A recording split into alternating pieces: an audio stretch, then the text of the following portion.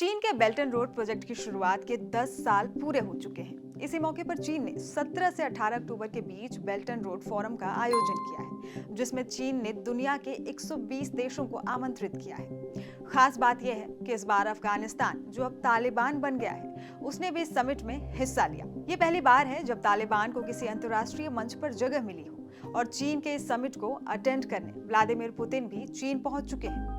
जानकारी के लिए बता दें कि चीन ने बीआरआई की शुरुआत 2013 में की थी। चीन के इस प्रोजेक्ट को सिल्क रोड इकोनॉमिक बेल्ट और 21वीं सदी के समुद्री सिल्क रोड यानी वन बेल्ट वन रोड के रूप में भी जाना जाता है। इसके जरिए चीन सड़क, रेल, बंदरगाह, पाइपलाइन और अन्य बुनियादी सुविधाओं को जमीन और समुद्र होते हुए एशिया, अफ्रीका और यूरोप से जोड़ने के विचार में है। कई जानकारों का मानना यह भी है कि चीन के इस प्रोजेक्ट का उद्देश्य चीन का वैश्विक स्तर पर प्रभुत्व बनाना है।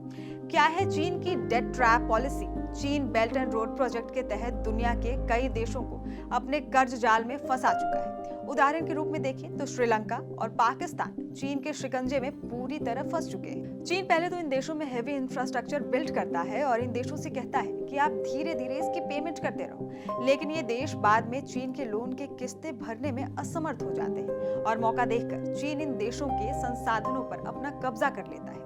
जैसे कि चीन ने श्रीलंका के हम्बनटोटा और पाकिस्तान के ग्वादर बंदरगाह को अपने कब्जे में लिया है। अब जानिए क्या है भारत के आगे की चुनौती। चीन ने भारत के लगभग सभी पड़ोसी देशों को अपने कर्ज जाल में फंसा रखा है और हर बार चीन ये कोशिश करता है कि भारत भी इसके जाल में फंस जाए। चीन के इस कर्ज जाल को लेकर भारत के आगे दो बड़ी चुनौतियां हैं। पहली ये कि भारत श्रीलंका जैसे देशों को चीन के चंगुल से निकालने के लिए अक्सर मदद करता है, क्योंकि अगर भारत ने ऐसा नहीं किया तो ये देश पूरी तरह से चीन के नियंत्रण में आ जाएंगे। ऐसा होने पर भारत की सेफ्टी खतरे में आ सकती है। दूसरी समस्या ये कि चीन ने श्रीलंका और पाकिस्तान से जो जगह लीज पर ली है, कहीं चीन वहां अपना मिलिट्री इंफ्रास्ट्रक्चर बिल्ड करना ना शुरू कर दे। अगर उदाहरण के रूप में देखें तो म्यांमार इसका एक अच्छा एग्जाम्पल है। म्यांमार के पास एक कोको आइलैंड है जिसे चीन ने लीज पर ले रखा है।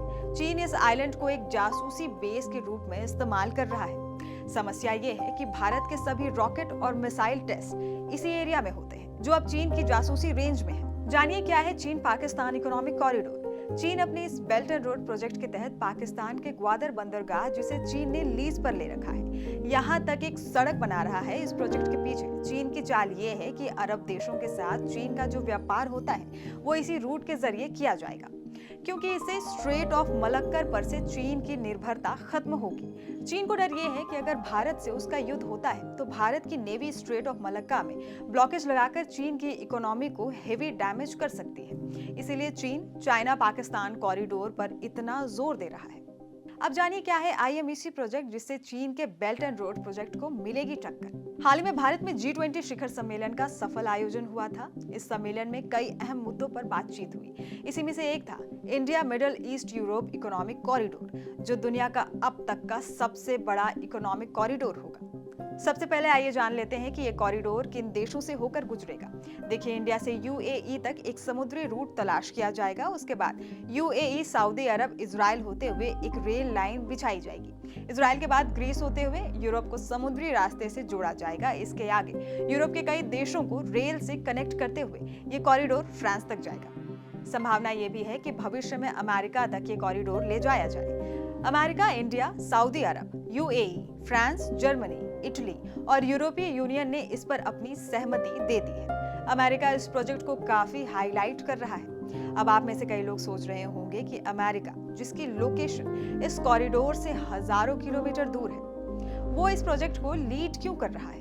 देखिए, अमेरिका की चिंता का मुख्य कारण है ईरान और चीन। अमेरिका का मानना है कि इस कॉरिडोर के बन जाने से चाइना का बेल्ट एंड रोड प्रोजेक्ट पूरी तरह से कोलैप्स कर जाएगा, जो वैसे ही दिशाहीन है, क्योंकि कई कंट्रीज चीन के डेट ट्रैप में फंसकर परेशान हैं। ईरान को भी इस कॉरिडोर के जरिए बाईपास कर दिया जाएगा, जो अमेरिका चाहता है।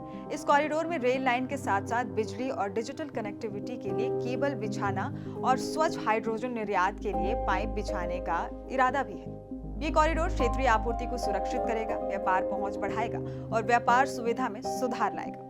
क्या कोलैप्स कर जाएगा IMEC का आइडिया? अगर आप India middle east Europe economic corridor को मैप के अनुसार देखें तो इस कॉरिडोर को सऊदी अरबिया, जॉर्डन और इजराइल होते हुए यूरोप को जोड़ने की प्लानिंग है। लेकिन समस्या ये है कि इस समय इजराइल और हमास के बीच भीषण युद्ध जारी है, जिसे लेकर पूरा मुस्लिम वर्ल्ड इजराइल से नाराज है। अब सवाल ये उठता है कि क्या ऐसे टाइम पर सऊदी अरब और जॉर्डन इजराइल के साथ मिलकर काम करना पसंद करेंगे? अभी तो वैश्विक राजनीति को देखकर अमेरिका का ये आइडिया कोलैप्स होता नजर आ रहा है। ऐसी दुनिया भर की तमाम खबरों को देखने के लिए देखते रहिए जागरण ग्लोबल।